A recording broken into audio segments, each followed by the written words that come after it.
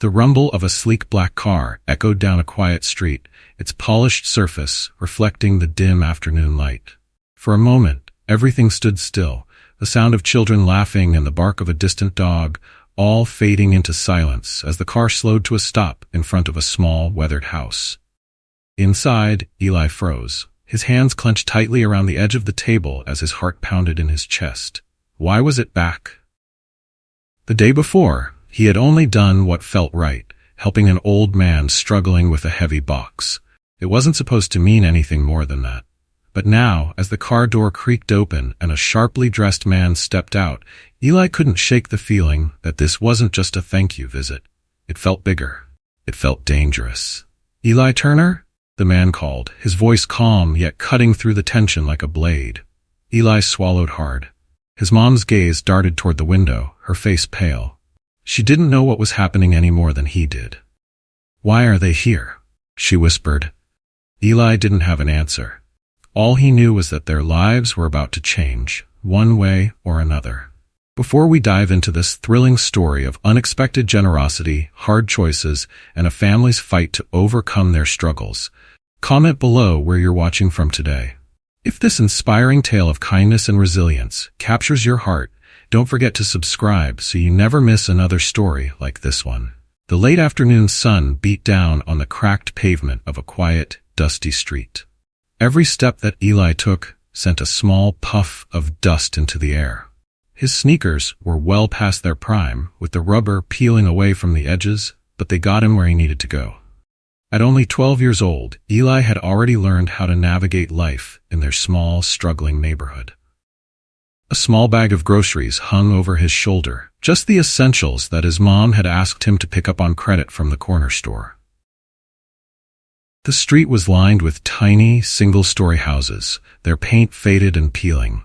Porches sagged under the weight of time, and front yards were more dirt than grass. Most of the neighbors knew each other, if not by choice, then by necessity. In a place like this, you didn't get the luxury of privacy. Everyone's business was everyone else's business. "Yo, Eli!" a voice called from the sidewalk. It was Marco, a boy around Eli's age, kicking a half-deflated soccer ball between his feet. "You coming to play later?" "Maybe," Eli replied, adjusting the strap of the bag on his shoulder. "I've got stuff to do first." He forced a smile, but the weight of his responsibilities made it hard to mean it. Marco waved him off, already turning back to his game, and Eli kept walking toward home. His house was at the end of the block, tucked into the corner where the street turned. The building was small, with cracks snaking along the walls and a rusted mailbox that leaned slightly to one side. As he approached, Eli let out a small sigh. The place had seen better days, but it was home. Pushing the door open, he was greeted by the familiar squeak of the hinges. Inside, the air was heavy, thick with a kind of quiet tension that had become normal. His mom was at the kitchen table, hunched over a pile of bills and papers. Her brow was furrowed, and a loose strand of hair fell over her face. She looked up as Eli walked in, her tired eyes softening just a little. "Hey, baby," she said, her voice strained but warm. "Hey, Ma," Eli replied, setting the bag on the table.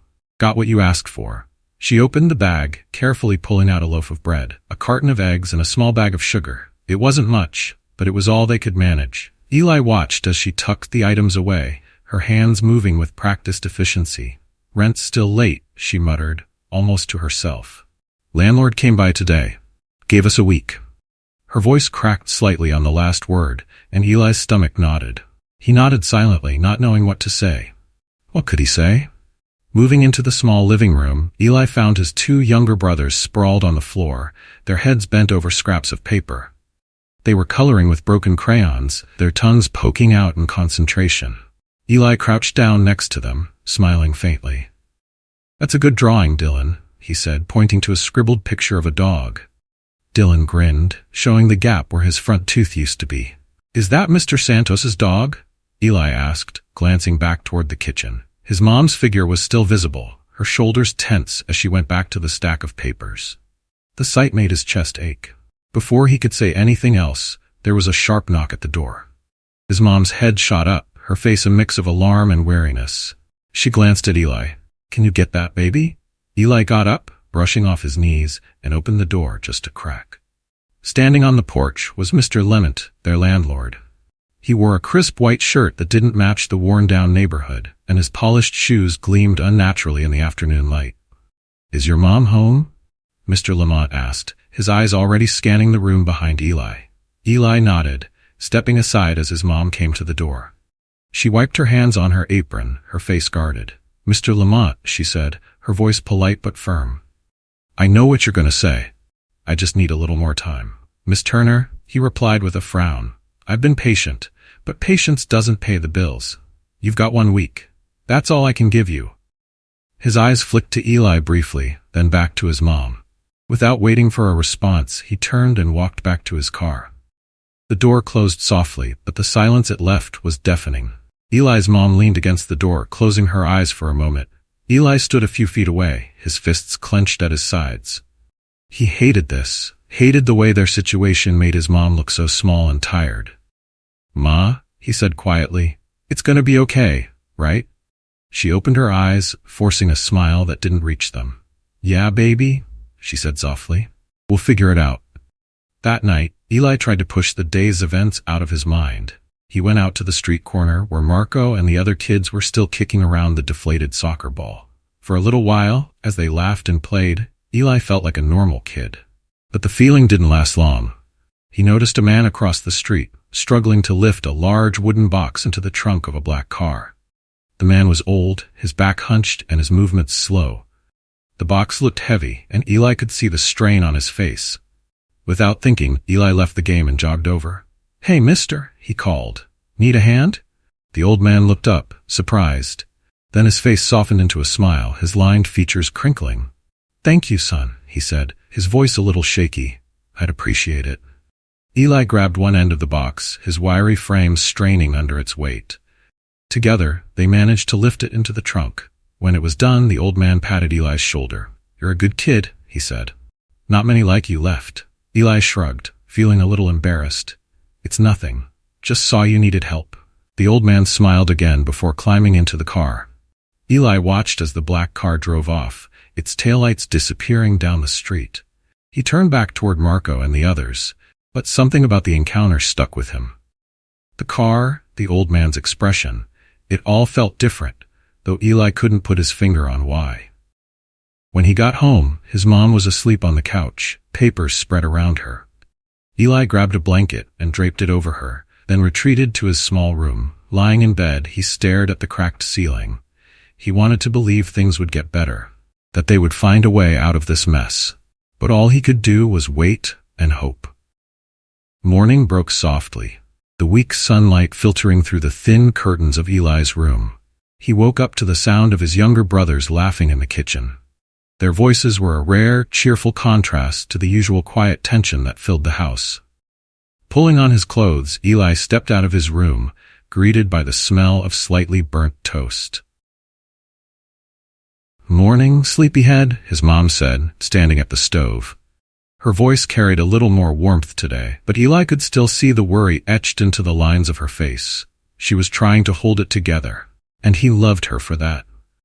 Eli grabbed a piece of toast and sat at the small kitchen table, listening to his brothers argue over who got the bigger piece. Moments like this made him feel like a kid again, if only for a short while. As the morning went on, Eli helped his mom with a few errands. They had to stretch every dollar they had. And trips to the corner store often involved negotiation more than actual shopping. By late morning, Eli decided to step outside for some fresh air. The street was just waking up. Kids played on the sidewalk, neighbors exchanged small talk, and the sound of a dog barking echoed from somewhere down the block.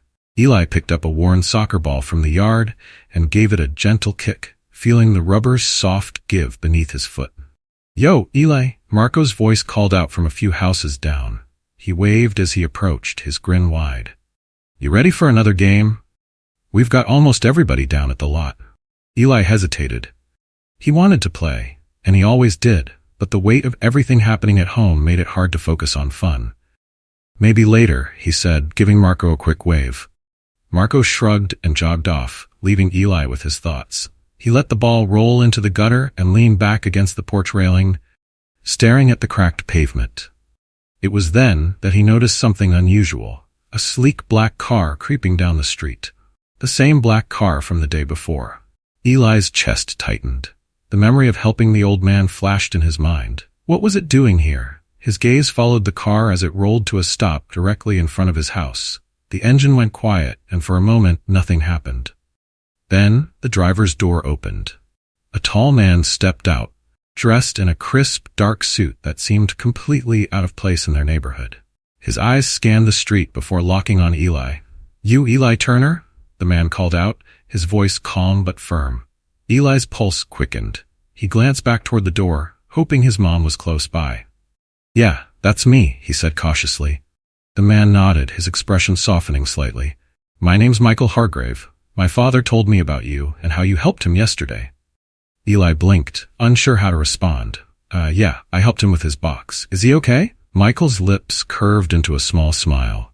"He's fine, thanks to you. He wanted me to come by and personally invite you and your family to meet him. He's very grateful for what you did." Eli hesitated, shifting his weight from one foot to the other. His mom's voice cut through his thoughts. "Who's at the door, Eli?" she asked, stepping outside. Her eyes landed on Michael, and the guarded look she always wore in front of strangers settled over her face. "Good morning, ma'am," Michael said, tipping his head politely. "I'm here on behalf of my father. Your son showed him great kindness yesterday, and my father would like to thank him properly. We'd be honored if you both could come to visit." Eli could feel his mom's unease. She crossed her arms, her eyes narrowing. "Thank him? For help with a box? That's not necessary." Michael nodded respectfully. "I understand your concern, ma'am, but my father insists. He doesn't often ask for much, but this means a great deal to him." Eli glanced at his mom. He could see the hesitation in her eyes, the way her fingers tightened around her arms. "I don't know," she said finally. "We're just trying to live our lives here. We don't need trouble." "There's no trouble, ma'am," Michael assured her. "This is just a gesture of gratitude, nothing more." Eli felt the air around them grow heavy. He didn't know why, but something about this invitation felt bigger than it seemed. He swallowed hard and spoke up. "Ma, maybe we should go. Just to see what he wants." His mom turned to him, her expression conflicted. After a long moment, she let out a slow breath. "Fine. But I'm coming with you." Michael smiled warmly. "Of course. Please follow me." The sleek black car seemed even more intimidating up close as Eli and his mom climbed in. The leather seats were smooth and cool, and Eli felt out of place in a car that was clearly worth more than everything they owned combined. His mom sat stiffly beside him, her hands clutching her purse tightly. The ride was quiet, save for the hum of the engine. Eli stared out the window, watching as their familiar, run-down streets gave way to a different world. The houses grew larger, the lawns greener. Soon, they were driving through a neighborhood that looked like it belonged in a magazine. Finally, the car turned onto a long driveway that led to a sprawling white house. It was massive, with tall columns and neatly trimmed hedges.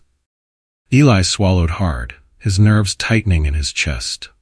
"This way," Michael said as he opened the car door and gestured for them to follow.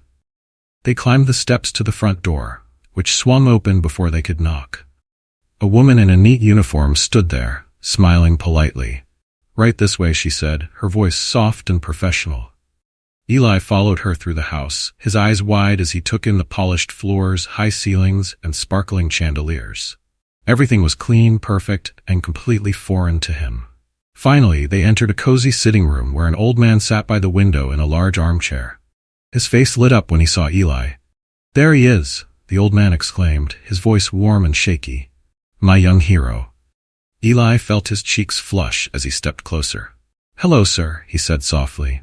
The old man waved him over, reaching out a trembling hand. Eli took it, surprised by how fragile the man felt. "You helped me when I needed it," the old man said, his eyes shining. "You didn't have to, but you did. That means something, young man. That means a lot." Eli didn't know how to respond. "It was nothing, sir. You looked like you needed help." The old man chuckled softly. "To me, it was everything." Behind him, Michael stepped forward, holding a small box. "This is a token of our appreciation," he said, opening the lid to reveal neatly stacked bills. Eli's eyes widened, and his mom let out a soft gasp. "Sir, I can't take this," Eli stammered, shaking his head. but the old man's smile didn't waver. "Please," he said gently. "Take it. It's the least I can do for someone like you." Eli looked at his mom. Her eyes were wide, and her hands trembled as she reached out to touch his shoulder. Finally, she nodded. "Thank you," she said, her voice breaking slightly. "You have no idea what this means to us." Eli held the box, its weight heavy in his hands, and felt something shift deep inside him. The next morning, Eli woke up earlier than usual. The soft gray light of dawn filtered through his window as he rubbed the sleep from his eyes. He lay there for a moment, staring at the ceiling, the events of the previous day replaying in his mind like a strange dream. Bookmark. The sleek black car, the sprawling white house, the old man's warm smile, and the heavy box of money all felt surreal. Yet the box was real, sitting untouched on the kitchen table when Eli walked into the kitchen. His mom was already there, her fingers gently drumming against the edge of the table as she stared at it. "Morning, Ma," Eli said cautiously, pulling out a chair. His mom glanced up, managing a weak smile. "Morning, baby. You sleep okay?" Eli shrugged. "Yeah, you?" she sighed, leaning back in her chair. "Not much, just thinking about all this." She nodded toward the box. "It's a lot, Eli. More than I ever thought we'd have." "Do you think we should use it?" Eli asked, his voice uncertain. His mom was quiet for a long moment. Finally, she nodded. "We don't have much choice, baby. This could keep a roof over our heads for months, maybe even get us ahead for once." She reached over, squeezing his arm gently. "You did good, Eli. You've helped us more than you know." Eli's chest swelled at her words, though a part of him still felt uneasy. He didn't like the idea of taking money for something he'd done just to help, but he couldn't deny how much it would help their family. After breakfast, Eli decided to head outside. The morning air was crisp and cool, and the sky was an overcast gray that threatened rain. He wandered down the block, his hands in his pockets, letting his feet carry him wherever they wanted. "Eli." He turned to see Marco jogging toward him, his usual grin plastered across his face. "What's up?" Eli asked as Marco fell into step beside him. "Not much. Just saw you out here and figured I'd see what you were up to." Marco's grin faded slightly as he glanced at Eli. "Hey, what was that car doing at your house yesterday?" "Everybody's talking about it." Eli felt his stomach twist. He hadn't even thought about how the neighbors might react. "It's nothing," he said quickly. "Just some guy my mom knows." Marco raised an eyebrow, clearly unconvinced, but he didn't push. Instead, he nudged Eli's shoulder. "Well, if you're not busy, we're heading to the lot. Come on, man, we need a goalie." Eli managed a small laugh. "Maybe later." Marco rolled his eyes but waved as he jogged off. Eli watched him go, a knot of unease still sitting heavy in his chest. He shook it off and turned to head back home. He was halfway there when he saw it. The black car. It was parked in front of his house again, its glossy surface gleaming even in the dull morning light. Eli stopped dead in his tracks, his heart pounding in his chest. The driver's door opened and Michael stepped out, his expression as calm and composed as ever. He glanced around the street before his eyes landed on Eli. "Eli," he called, his voice cutting through the quiet morning. Eli hesitated for a moment before slowly stepping forward. Hey," he said, his voice unsure. "You're back?" Michael nodded, his face serious. "My father asked me to come by. He'd like to see you again." Eli frowned, his confusion growing. "Why?" I already thanked him." Michael's gaze softened slightly. "He says you gave him something no one else has in a long time, hope, and he wants to thank you for that properly." Eli opened his mouth to respond, but the sound of the front door creaking open behind him made him turn. His mom stood in the doorway, her arms crossed tightly over her chest. "What's going on?" she asked, her voice wary. Michael gave her a polite nod. "Good morning, ma'am. My father would like to see Eli again. He feels very strongly about this." Eli's mom's eyes narrowed. "I told you yesterday we're not looking for anything more. We don't want trouble." "There's no trouble, I promise," Michael said, his tone earnest. "This is just something that means a lot to him. If it's too much, I understand, but my father insisted I come." Eli could see the conflict in his mom's expression. She glanced at him, her lips pressed into a thin line. "What do you think, Eli?" she asked finally. Eli hesitated. A part of him wanted to say no, to turn Michael away and go back to their lives. But another part of him felt a pull he couldn't quite explain. The old man's kind eyes flashed in his memory, and he found himself nodding. I think I should go, Ma, he said quietly. His mom let out a long breath, her shoulders sagging slightly. Fine, she said, but I'm coming with you. Michael smiled faintly. Of course. Please, come with me. Eli and his mom climbed into the black car again, the same sense of unease settling over them as they drove through the neighborhood. This time the streets felt quieter, as if the weight of the car itself carried some kind of gravity. The drive was much the same as before, with the houses growing larger and more pristine the farther they went. When they finally reached the White House, Eli felt that same mix of awe and discomfort as he stepped out of the car. Michael led them up the steps and through the door, and the woman in the uniform greeted them with the same polite smile as before. The house was just as grand as Eli remembered, but this time he felt less overwhelmed. They were led to the same sitting room where the old man waited in his chair by the window. His face lit up when he saw Eli, and he raised a trembling hand in greeting. There he is, the old man said warmly. My boy. Eli stepped forward, his mom close behind. The old man's frailty was even more apparent today, but his eyes still held that same spark of warmth and kindness. I didn't think you'd come back, the old man said, his voice soft but steady. Thank you. Eli shifted uncomfortably. I didn't want to be rude, sir. You said you wanted to see me. The old man smiled. That I did. You reminded me that there's still good in the world, son. That's something precious.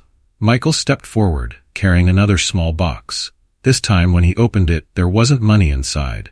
Instead, a small tarnished key lay nestled in the velvet lining. This is for you, the old man said, his voice full of meaning. Eli frowned, picking up the key and examining it. What's this for? The old man's smile widened.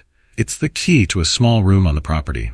Inside, you'll find things that have been in my family for generations. I want you to have them. Sell them, keep them. Do what you need to build a better life for yourself and your family. Eli's mom gasped softly, her hand coming up to her chest. Sir, we can't accept this. The old man shook his head gently. Please. It would mean more to me than you know. I have no use for these things anymore, but you have a future.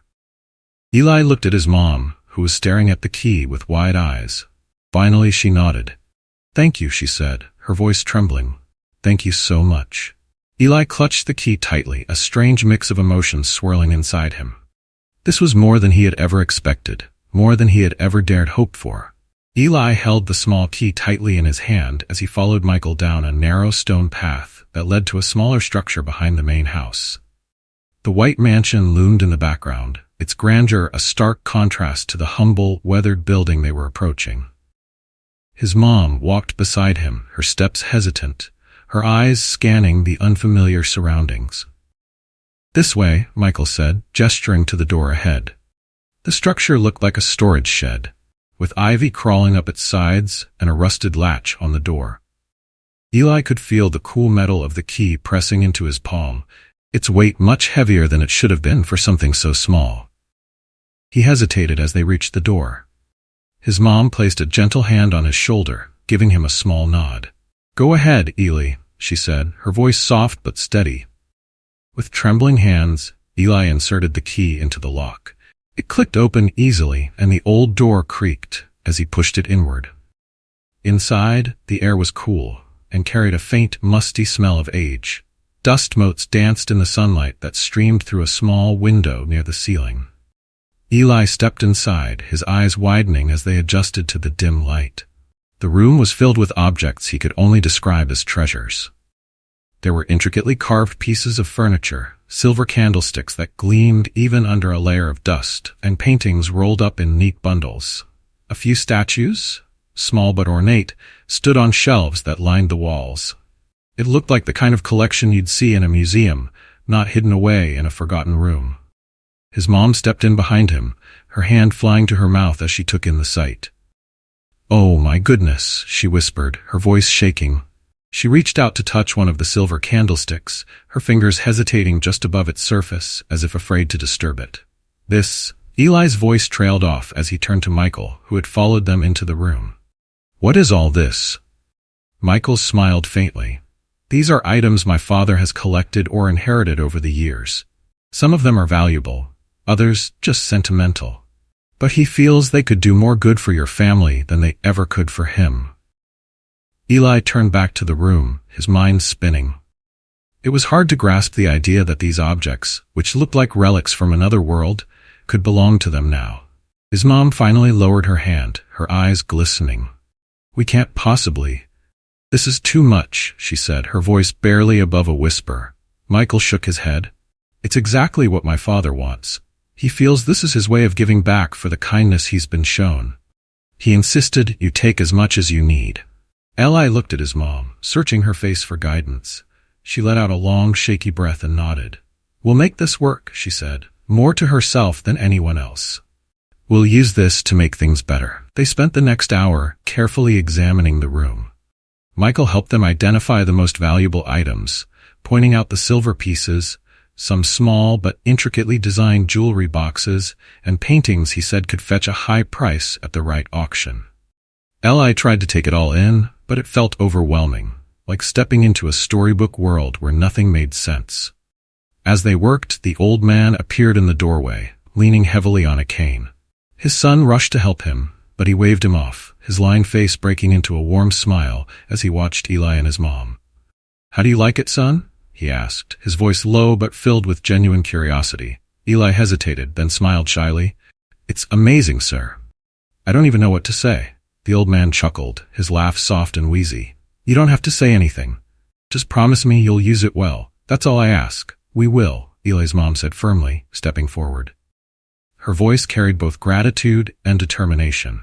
"You've given us a lifeline, and we won't waste it." The old man nodded, his expression softening. "Good. That's all I needed to hear." As they loaded the first few items into Michael's car, Eli noticed his mom's hands trembling slightly. He reached out, steadying her as they carried a small box of silver pieces together. "Are you okay, Ma?" he asked quietly. She paused, taking a deep breath before giving him a faint smile. "I'm just overwhelmed, baby. This could change everything for us." Eli nodded, his grip tightening on the box. He felt the same way, like they were standing on the edge of something new and uncertain, but full of possibility. The drive home felt surreal. The weight of the items in the trunk seemed to press down on Eli's thoughts, filling his mind with both hope and anxiety. His mom sat silently beside him, her fingers tracing invisible patterns on her lap as she stared out the window. When they finally reached their block, the familiar sight of their small, worn-down house brought a strange sense of comfort. But as Michael parked the car and began unloading the boxes, Eli noticed the curious eyes of their neighbors peeking out from behind curtains and cracked doors. "Who's that?" Someone whispered from across the street. "Is that the same car from yesterday?" Another voice murmured. Eli tried to ignore them, focusing instead on carrying the boxes inside. His younger brothers were in the living room, their crayons and papers forgotten as they stared wide-eyed at the treasures being brought into their house. "What's all that, Eli?" Dylan asked, his gap-toothed grin replaced by an expression of awe. "Just some things we got from a friend," Eli said vaguely, setting down a box on the kitchen table. His mom shot him a warning glance, and he gave her a small nod, understanding that this wasn't the time to explain everything. Once the car was unloaded, Michael shook hands with Eli and his mom. "If you need help with anything, selling, appraising, or transporting, don't hesitate to call me," he said, handing over his card. "And thank you for accepting my father's gift. It means a lot to him." "Thank you," Eli's mom said softly, her voice carrying a weight of sincerity that words alone couldn't convey. Michael nodded once before climbing back into the black car and driving off. Eli watched until the car disappeared down the street, the silence it left behind feeling strangely heavy. That evening, as the sun dipped low in the sky, Eli and his mom began unpacking the boxes. The living room, small and cramped, quickly filled with the treasures they had brought home. His mom handled each item with a mixture of care and disbelief, her fingers lingering on the edges of the paintings and the polished surfaces of the silver. "This could pay the rent for months," she murmured, more to herself than to Eli. "Maybe even fix the roof. And if we're careful, maybe more than that." Eli sat cross-legged on the floor, holding a small, intricately carved statue in his hands. It was heavier than it looked, and its surface was smooth and cool. He turned it over, marveling at the detail etched into the stone. "What do you think, Ma?" he asked, glancing up at her. She looked at him, her eyes glistening with unshed tears. I think we might finally have a chance, Eli. A real chance. Eli nodded, the weight of her words settling deep in his chest. For the first time in a long time, he felt something he hadn't dared to let himself feel before. Hope.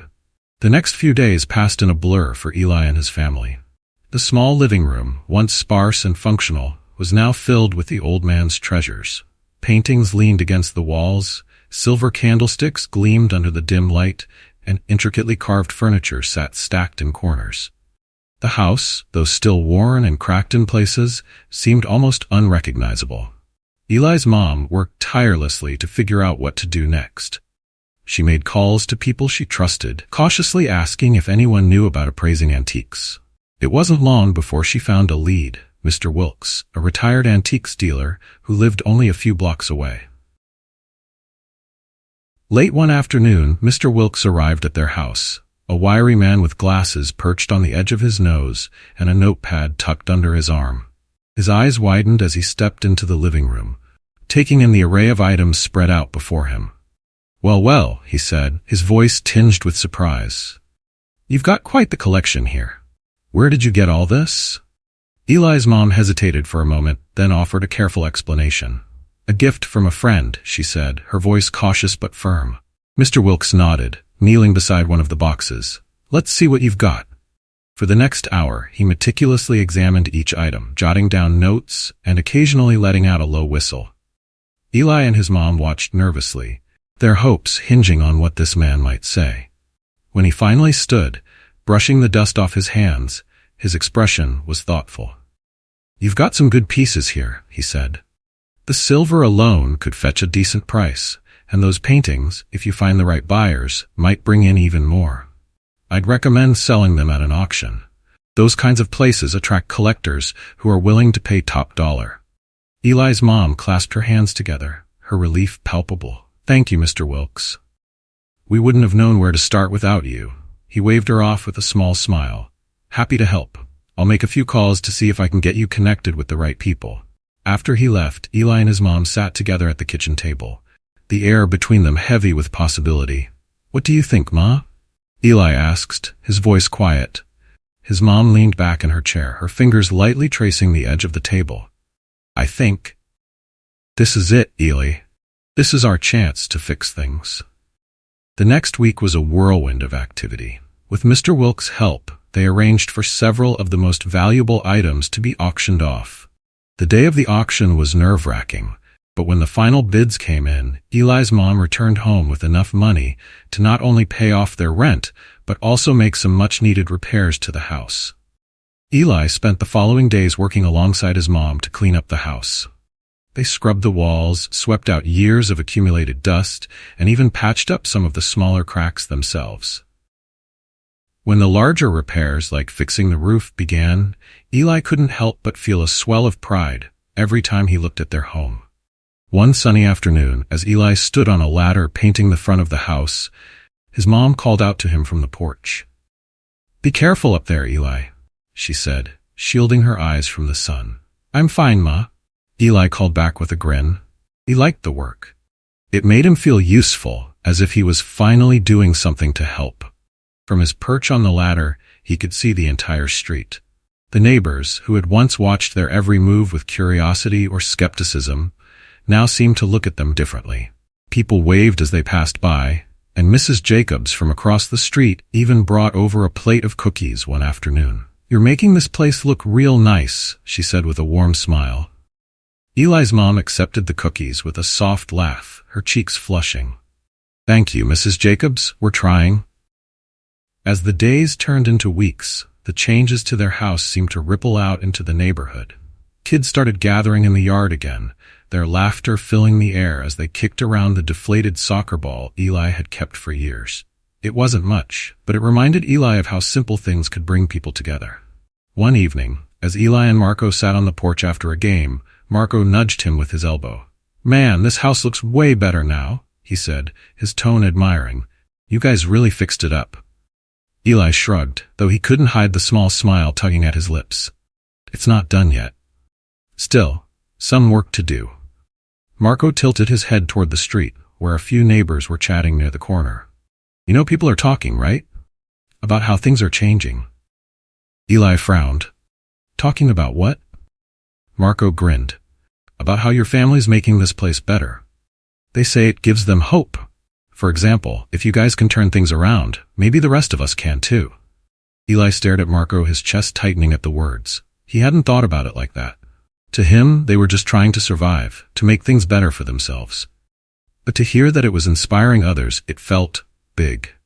One afternoon, as Eli was cleaning out the yard, Mrs. Johnson from a few houses down stopped by. She stood at the gate, her grocery cart rattling softly as she waved to get his attention.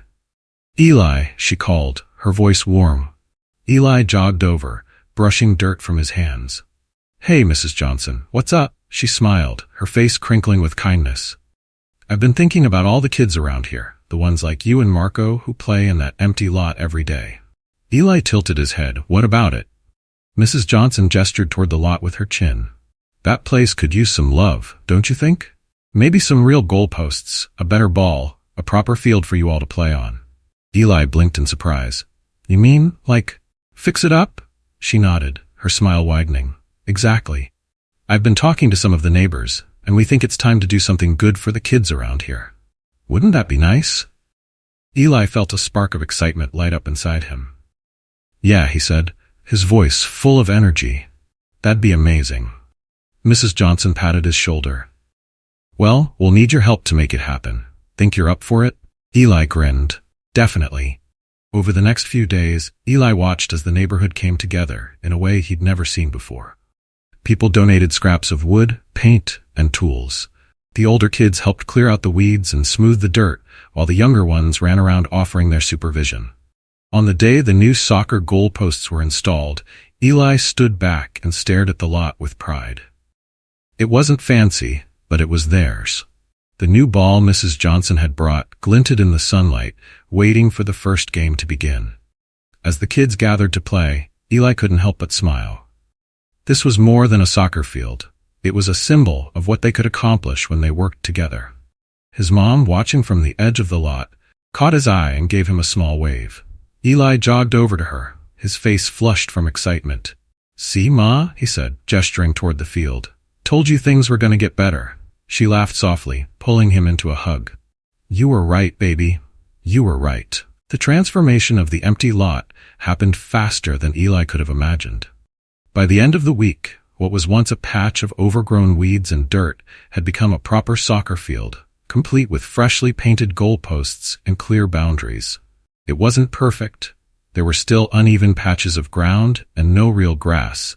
But to the kids in the neighborhood, it was everything. Eli stood at the edge of the field, his eyes scanning the space with pride. The newly installed goalposts gleamed under the afternoon sun, their sturdy frames a stark contrast to the rickety crates they had used for years. The shiny new soccer ball sat in the middle of the field, waiting for the first kick. This is crazy, Marco said, appearing at Eli's side. His voice was filled with awe as he looked around. Can you believe this is ours now? Eli grinned, nudging his friend with his elbow. Not bad, huh? Mrs. Johnson and everyone really came through. More like you came through, Marco said, crossing his arms. You're the one who got everyone to pitch in. Eli shrugged, feeling his cheeks heat up. It wasn't just me, it was everyone. Before Marco could argue, the other kids started to gather, their laughter and excitement filling the air. The field felt alive, buzzing with an energy Eli hadn't felt in a long time. Let's go, Marco shouted, clapping his hands to rally the players. Eli, you're on defense. No excuses this time.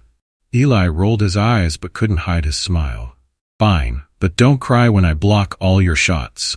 The kids divided into teams quickly, their movements filled with an eagerness that spoke of how much this moment meant to them. Eli took his position near the goal, planting his feet in the dirt and scanning the field. The game began with a loud cheer as Marco passed the ball to another player and the action unfolded. The ball zipped back and forth across the field, the kids shouting and laughing as they chased it down. Eli felt the familiar rush of adrenaline as Marco charged toward him, the ball at his feet. You ready for this, Turner? Marco taunted, his grin wide. Bring it, Marco. Eli shot back, his focus sharpening. Marco took the shot, aiming for the corner of the goal. Eli dove, his hands stretching out just in time to deflect the ball. It bounced off his fingers and rolled out of bounds, prompting an eruption of cheers and groans from the players. "Nice save," one of the kids called, clapping Eli on the back as he stood. Eli grinned, brushing the dirt off his knees. For the first time in a long while, he felt like a regular kid again. No stress about money, no landlords knocking on their door, just the simple joy of playing a game with his friends. As the game went on, more neighbors began to gather around the field. Parents watched from the sidelines, chatting with each other as they kept an eye on their kids. Mrs. Johnson stood near the corner with a few of the older women, her smile warm as she clapped for every goal. Eli's mom arrived halfway through the game, her expression softening as she took in the scene. She waved at Eli, who paused just long enough to wave back before returning to the action. "It's good, isn't it?" Mrs. Johnson said, sidling up beside her. Eli's mom nodded, her eyes glistening. "It's more than good. It's everything. Thank you for helping make this happen." Mrs. Johnson chuckled, patting her arm. "We're neighbors. That's what we do. Besides, it was your boy who started all this." "You've raised a good one, April." Eli's mom blinked, her chest tightening at the words. She looked at her son, who was laughing and high-fiving his teammates, and felt a swell of pride unlike anything she'd ever experienced. When the game finally ended, the kids collapsed in the dirt, their faces red and sweaty but glowing with happiness. Eli flopped onto his back near the goal, his chest heaving as he caught his breath. Marco sat beside him, tossing the ball up and catching it lazily. "Man, that was the best game we've ever played." "Yeah," Eli agreed, staring up at the sky. The orange glow of the setting sun stretched across the horizon, painting the clouds with soft hues of pink and gold. It was. As the crowd began to disperse, Eli's mom approached him, her hands resting on her hips. "Come on, baby," she said gently. "Time to head home. Dinner's almost ready." Eli got to his feet, brushing the dirt off his shorts. He looked back at the field one last time, taking in the freshly painted posts and the scuffed-up ball. It wasn't just a soccer field. It was a symbol of how far they had come. That evening, the house was filled with a warmth that had been missing for years. The smell of rice and beans drifted through the small kitchen as Eli's mom prepared dinner, her movements light and easy. Eli sat at the table with his brothers, listening to them chatter excitedly about the game. Their laughter echoed off the walls, filling the house with a sense of joy that felt almost foreign. "Did you see when Marco tried to kick it, but he tripped instead?" Dylan said, barely able to contain his giggles. Eli chuckled. "Yeah, and then he blamed it on the dirt." Their mom smiled as she set plates in front of them. "All right, enough teasing. Eat up, boys." As they dug into their food, Eli couldn't help but glance at the stack of paintings still leaning against the wall. They hadn't sold everything yet, but they didn't need to, not immediately. For the first time, there was a cushion, a sense of security that allowed them to breathe. After dinner, Eli sat on the porch steps, the cool night air brushing against his skin. The street was quiet now, the sounds of the earlier game replaced by the chirping of crickets and the distant hum of a passing car. Marco wandered over, his hands shoved into his pockets. He plopped down beside Eli, letting out a satisfied sigh. "That was a good day," Marco said, his voice low. "Yeah, it was," Eli replied, staring out at the darkened street. Marco leaned back, his gaze fixed on the stars. "You think it'll stay like this? Good?" Eli thought about it for a moment. He thought about the field, the house, and the neighbors who had rallied around them. He thought about the old man and the unexpected kindness that had set everything in motion. "I think it's up to us," Eli said finally. "If we keep working, keep looking out for each other." "Yeah, I think it will." Marco nodded, a small smile tugging at his lips. "I like that." They sat in silence for a while, the stillness of the night wrapping around them like a comforting blanket. By the time Eli went back inside, the house was quiet. His mom was sitting at the kitchen table, her fingers tracing the edge of the silver candlestick they hadn't yet decided to sell. She looked up as he entered, her eyes warm. "You did good today," she said simply. Eli smiled, his chest swelling with pride. "Thanks, Ma. You did too." She chuckled softly, shaking her head. "We're a team, baby. Always." As Eli climbed into bed that night, he let out a deep, contented sigh. The future still held uncertainties, but for the first time it didn't feel scary. It felt like a promise, one he was ready to keep. The days following the soccer game felt like the start of a new chapter for Eli and his family. Their house, now freshly painted and patched up, stood out in their neighborhood like a beacon of change. The old roof no longer sagged, the porch no longer groaned underfoot, and the blue paint gleamed under the sun, a reflection of the fresh start they had been given. Eli woke up early one morning to the sound of his younger brothers laughing in the kitchen. The warm aroma of oatmeal and toast drifted through the house as he rolled out of bed, rubbing the sleep from his eyes. For once, mornings didn't feel rushed or tense. His mom hummed softly as she prepared breakfast, her voice carrying a lightness that Eli hadn't heard in years. "Morning, baby," she greeted as he shuffled into the kitchen. "Morning, Ma," Eli replied, grabbing a piece of toast. He glanced at his brothers, who were squabbling over who got the last spoonful of oatmeal. Their laughter filled the small kitchen, and Eli couldn't help but smile. As they ate, his mom spoke up, her tone tinged with excitement. "Mr. Wilkes called this morning," she said. Eli perked up, his toast halfway to his mouth. "Yeah? What'd he say?" "He found a buyer for some of the silver pieces and one of the paintings," she said, her voice steady but filled with hope. "It's a good price, too. Enough to cover the rest of the repairs, and maybe set a little aside for emergencies." "That's great, Ma," Eli said, his chest swelling with pride. He could see the relief in her eyes, the way her shoulders seemed to relax just a little more with each bit of progress they made. As the days turned into weeks, the ripple effects of their transformation began to spread through the neighborhood. Inspired by the changes to Eli's house, other families began to fix up their own homes. Broken fences were mended, front porches were painted, and kids planted flowers in small patches of dirt outside their homes. Eli often helped where he could, lending a hand to neighbors who were repainting their walls or clearing out overgrown yards. It felt good to see the community coming together, to know that his family's story had sparked something bigger. "You're like a local hero now," Marco teased one day as they sat on Eli's porch, sipping sodas and watching a group of kids playing in the street. Eli rolled his eyes, though he couldn't help but laugh. "I'm not a hero. We just got lucky." "Lucky?" Marco scoffed. "Man, you helped that old guy without even thinking about it. That's not luck. That's you being a good person." Eli shrugged, his cheeks flushing. "It's not that big of a deal." "It is to me," Marco said, his voice quieter now, "and to everyone around here. You've shown us that things can actually change." Eli looked out at the street, at the kids kicking around the soccer ball, and the neighbors chatting by their newly repaired fences. It was strange to think about how much had changed in such a short time. One afternoon, as Eli was helping Mrs. Johnson carry groceries up her porch steps, she stopped him with a hand on his shoulder. "I've been thinking about something," she said, her voice thoughtful. "Yeah?" Eli asked, tilting his head. Mrs. Johnson nodded toward the field at the end of the block. "That soccer field of yours, it's more than just a place to play now. It's a symbol of everything this neighborhood can be. I think we should make it even better." "Even better?" Eli repeated, his brow furrowing. She smiled warmly. "I've been talking to some of the other neighbors. We're thinking about adding a small pavilion, something to give the kids shade when they're playing. Maybe even some benches for the parents to sit on." Eli's eyes widened. "You'd really do that?" Mrs. Johnson nodded firmly. "We all would. This is a community, Eli, and you've reminded us of how much stronger we are when we come together."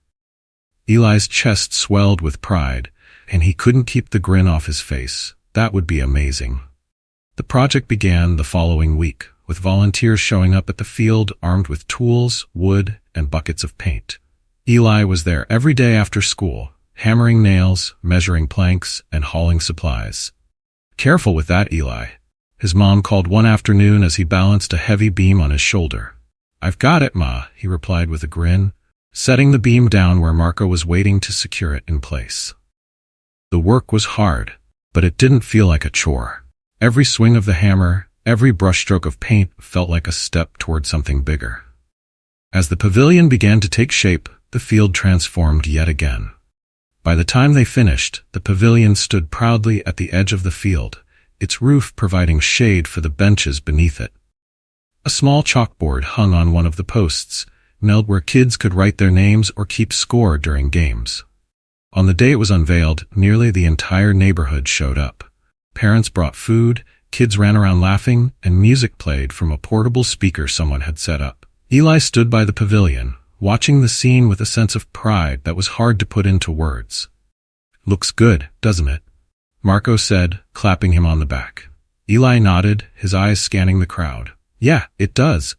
As the celebration wound down and the sun dipped below the horizon, Eli found himself sitting on the steps of the pavilion, looking out at the field.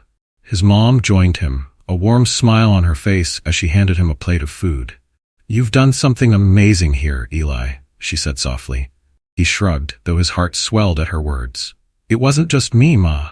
Everyone helped." She placed a hand on his shoulder, her gaze steady. "Maybe. But you started it. And I'm proud of you for that." Eli looked down at his plate, his cheeks flushing. "Thanks, Ma." They sat in comfortable silence for a while, watching as the last of the kids left the field, their laughter echoing in the fading light. Over the next few weeks, the field became a central hub for the neighborhood. Kids gathered there every day after school, their games drawing spectators from up and down the block. Parents brought snacks, teenagers helped keep the area clean, and the pavilion chalkboard was always filled with new drawings and messages. Eli often found himself sitting on the steps of the pavilion after games, watching the neighborhood come alive around him. It wasn't just about the field, it was about what it represented. The changes in their neighborhood mirrored the changes in his own family. The house no longer felt like a fragile thing on the verge of collapse. It felt like a home. His mom smiled more often, his brothers laughed freely, and Eli himself felt a new sense of purpose. One evening, as he sat on the porch steps, Marco joined him, a familiar grin on his face. So Marco said, nudging Eli with his elbow, "What's next for our little hero?" Eli laughed, shaking his head. "I'm no hero, Marco. You're my hero," Marco teased, smirking. Eli rolled his eyes but couldn't help smiling. He looked out at the street, at the repaired houses and the field in the distance. "I don't know what's next," Eli admitted. "But I think, whatever it is, we'll figure it out." Marco nodded, leaning back and resting his hands behind his head. "Yeah, we will." The sun hung low in the sky, painting the neighborhood in soft gold as Eli walked home from the soccer field.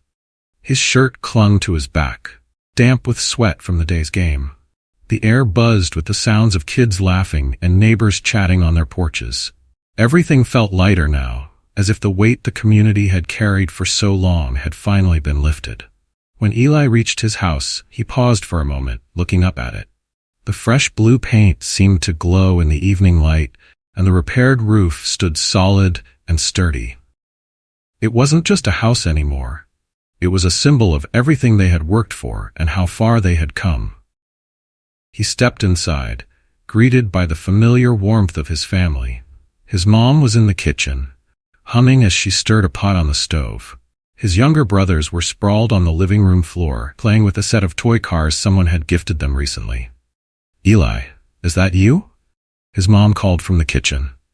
"Yeah, Ma, it's me," he replied, setting his bag down by the door. "Dinner's almost ready. Go wash up," she said, her voice light. Eli nodded and headed to the bathroom. As he washed his hands, he caught a glimpse of himself in the mirror. There was something different about his reflection, something stronger, more confident. It wasn't just about the money or the repairs, it was about the changes he had seen in himself and his family. Dinner that night was simple but satisfying. Rice, beans, and a small loaf of bread split between them. They sat around the table, their conversation flowing easily, punctuated by laughter from Eli's brothers as they recounted their antics from the day. "You should have seen Dylan try to kick the ball," Mason said, grinning. "He fell right on his butt." "Did not." Dylan shot back, crossing his arms. "Did too," Mason teased, sticking out his tongue. Eli's mom chuckled, shaking her head. "All right, boys, enough bickering. Eat your dinner." Eli smiled, watching the exchange. These moments, small and simple, felt like treasures. For so long, their meals had been filled with tension and worry, but now there was a sense of peace, a feeling that they were finally okay. After dinner, Eli helped his mom clear the table. As they worked, she glanced at him, her expression soft. "You've been quiet tonight," she said. "What's on your mind?" Eli hesitated for a moment, then shrugged. I was just thinking about everything, about how different things feel now. His mom set down the dish she was holding and turned to him, her eyes full of warmth. It does feel different, doesn't it? Better. Eli nodded. Yeah, like we're finally moving forward. She smiled, reaching out to touch his arm. That's because we are, baby. And a lot of that is thanks to you. Eli looked down, his cheeks flushing. It's not just me, Ma. We all worked for this. Maybe, she said, her voice gentle. But you started it. You saw someone who needed help and you didn't think twice. That's what got us here. Eli felt a lump form in his throat, but he swallowed it down, nodding. Thanks, Ma. The next morning, Eli woke up to the sound of his brothers arguing in the kitchen. He chuckled to himself as he got dressed, pulling on his favorite red shirt, the one with a small tear near the collar. It was old and worn, but it felt like a part of him, like a reminder of where he'd been. Stepping outside, Eli took a deep breath of the crisp morning air. The neighborhood was already alive with activity. Mrs. Johnson was sweeping her porch, Marco was bouncing a soccer ball on his knee, and a group of kids was gathering near the field, their laughter carrying on the breeze. Yo, Eli, Marco called, waving him over. Eli jogged across the street, grinning. What's up?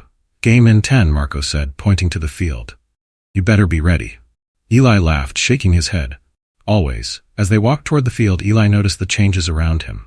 Houses that had once been run down and neglected now looked cared for, with fresh paint and tidy yards. The cracks in the sidewalks were still there, but they didn't seem as daunting anymore.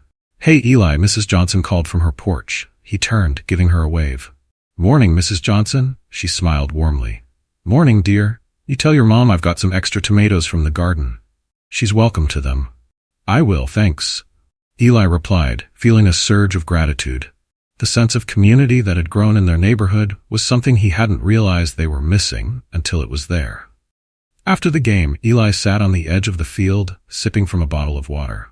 Marco plopped down beside him, his hair damp with sweat. Good game, Marco said, nudging Eli's shoulder.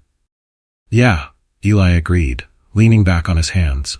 They sat in silence for a while, watching the kids playing tag near the pavilion. The field was buzzing with life, and it made Eli's chest swell with pride. You ever think about what's next? Marco asked suddenly, his voice thoughtful. Eli turned to him, raising an eyebrow. What do you mean? Marco shrugged. I mean, this is great and all, but do you think about what comes after? For you, for your family? Eli looked out at the field, his gaze distant. I don't know, he said honestly. We're just trying to take things one step at a time. Fix the house, save up some money. Maybe someday we'll move out of here. But for now, this feels good. It feels right. Marco nodded, a small smile tugging at his lips. Yeah, it does.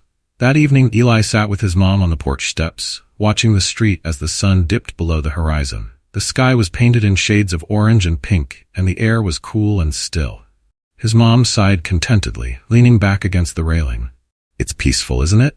Yeah, Eli agreed, his voice soft. They sat in comfortable silence for a while, the sounds of the neighborhood filling the space between them. Finally, his mom spoke. You know, Eli, she said, her voice thoughtful, I used to think we'd never get out of that hole we were in. Every day felt like a struggle, like we were just barely hanging on. Eli nodded, his gaze fixed on the street. I know, Ma. I felt it too. But now, she trailed off, a small smile playing on her lips. Now it feels like we're finally building something. Not just for us, but for this whole neighborhood. Eli turned to her, his eyes bright. We are, Ma. And it's just the beginning. As the stars began to dot the night sky, Eli felt a sense of calm settle over him.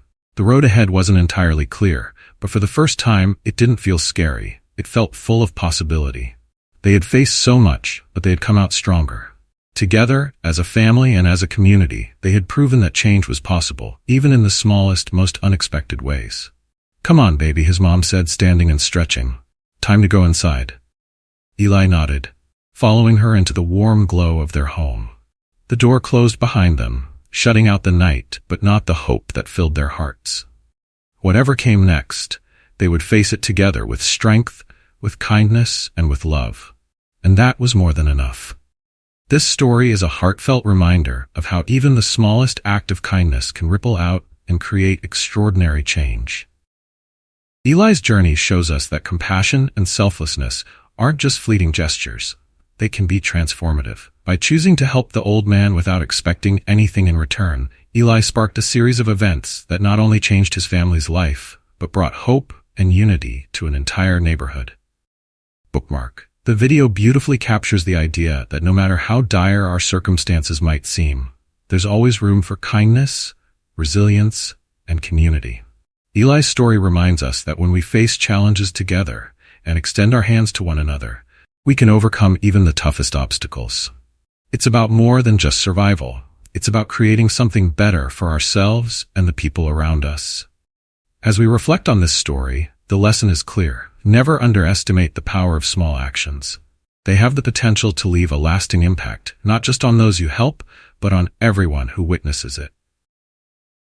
If this story moved you, we want to hear your thoughts. Was it inspiring?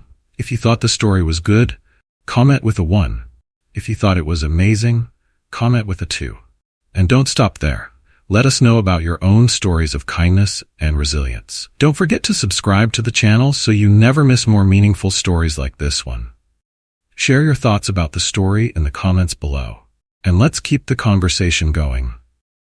Your voice matters, and we can't wait to hear what you think.